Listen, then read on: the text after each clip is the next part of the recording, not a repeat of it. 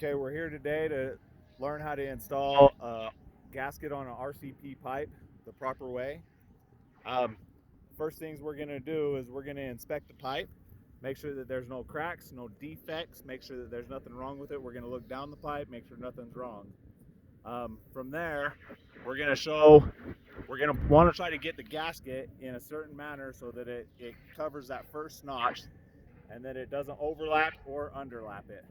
So the first thing we're going to do is we're going to make sure that there's nothing underneath the pipe, make sure there's no debris that's going to get caught into the gasket when we're installing it.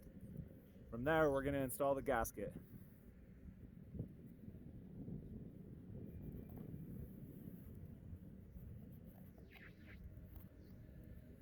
We're going to run our hands around it, make sure that it's all seated up against the first lip of it.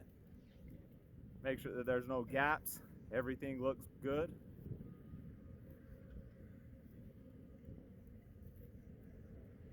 We're going to run our hands all the way around it to make sure that it's properly seated onto the pipe.